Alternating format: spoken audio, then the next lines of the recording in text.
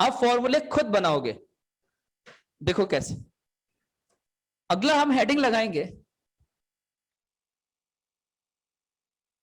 General series of an AP. अगला heading लगा लो general series of an AP. एक एपी का जनरल सीरीज मैं बनाऊंगा। मान लो कि एक सीरीज है जिसका पहला पद ए है और दूसरा पद ए प्लस डी है। अभी बताऊंगा कि ए डी क्या है, ये सारी चीजें हम डिस्कस करेंगे।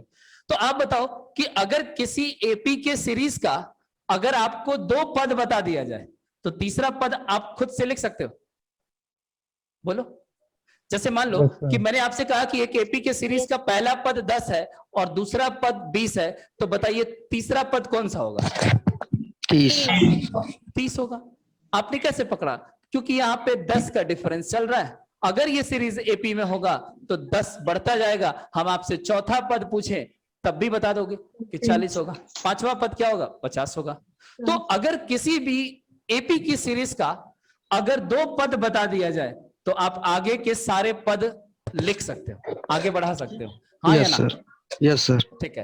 आप मुझे बताओ कि अगर कोई सीरीज का पहला पद ए है, दूसरा पद ए प्लस डी है, तो तीसरा पद क्या होगा? ए प्लस टू डी। अभी बता रहा हूं, देखो बातें नहीं सर, हल्ला मत करो आप लोग।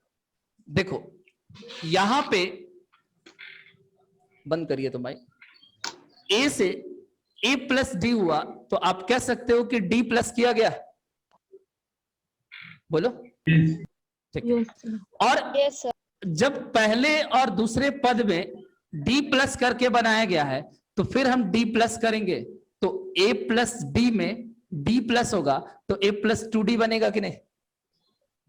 Yes sir. यस।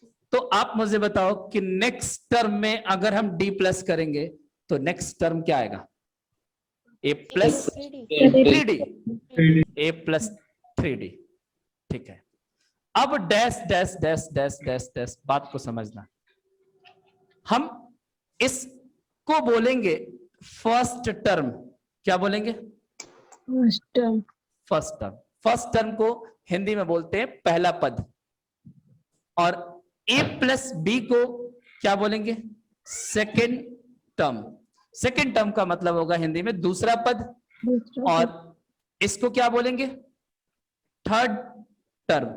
किसी सीरीज का अगर तीसरे नंबर पे जो पद आएगा उसको हम तीसरा पद बोलेंगे, जो दूसरे पे आएगा उसको दूसरा बोलेंगे, और जो सबसे पहले होगा वो पहला पद होगा। ठीक है। तो उसके हिसाब से मैं इसको क्या बोल सकता हूं? फोर्थ टर्म, चौथा पद। ठीक है। अब मुझे एक बात बताओ कि अगर फर्स्ट सेकंड थर्ड फोर्थ ऐसे मैं एक सीरीज ले जा रहा हूं और लास्ट में मैं यहां पे लिख रहा हूं 4 की जगह लिख रहा हूं nth टर्म। nth टर्म ये स्मॉल n है, तो आपको बताना है कि यहां पे क्या आएगा। ये मेरा सवाल है। और जैसे ही आप इसको सोचोगे आपका एक फॉर्मूला बन जाएगा। जल्दी से बताओ कि अगर यहां पे n होगा तो यहां पे क्या आएगा? A plus one minus into D. A plus N minus one into D. यहां पे आएगा A plus N minus one into D. ये अब मैं आपको बता रहा हूं कि ऐसा क्यों आया।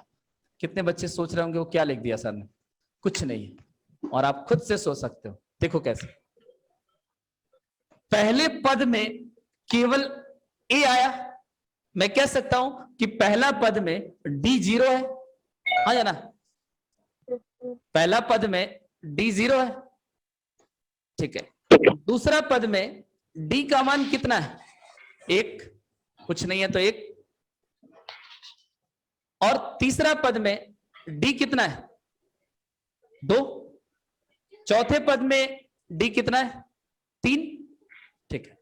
तो आपने एक चीज पैटर्न देखा कि जो पद का नाम है डी उससे 1 कम है, यानी कि चौथे पद में डी 3 आएगा, तीसरे पद में डी 2 आएगा। तो मैं कह सकता हूं एक चीज, बात समझना, अगर मैं आपसे पूछूं कि 20वां पद लिखो, किसी एपी के सीरीज का 20th टर्म बताओ कि इसमें 20वां पद क्या होगा ए और डी के टर्म में, तो आपका आंसर ये होगा ना कि a प्लस 19d होगा, हाँ या ना? क्यों? क्योंकि अगर ये 20 है तो इससे एक कम होगा d, क्योंकि आप यहां से ऑब्जर्व करो, चौथे में 3 है, तीसरे में 2 है, दूसरे में 1 है, तो 20वें में 19 होगा। अगर मैं आपसे पूछूं कि 51th टर्म बताओ, 51वां पद बताओ कि क्या होगा, तो आप आंसर करोगे ना कि a प्लस 50d होगा। यस सुनो, किसी भी एपी की सीरीज पे अगर आपको डायरेक्ट 51 पद पे पहुंचना है 51 पे, तो उस पद को आप डायरेक्ट लिख सकते हो कि a प्लस 50d होगा।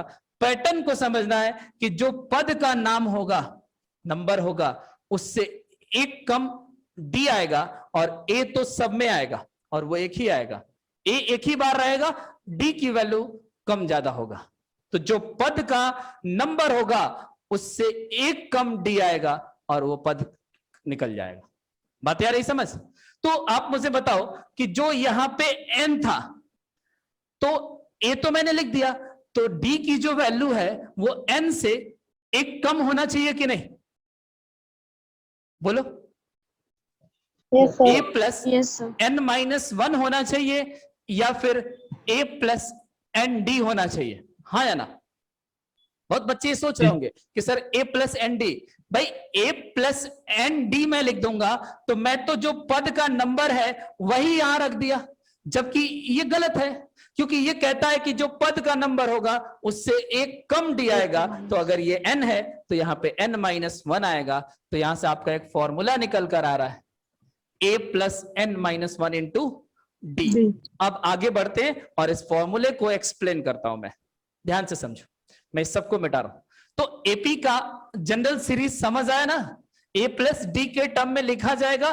कोई भी अगर आपसे पद अगर मैं डायरेक्ट पूछूं तो आपको इस तरीके से आंसर करना होगा। अगर मैं आपसे पूछूं कि 25वां पद क्या होगा एपी का, तो आपको फाइनली आंसर करना होगा a प्लस 24d।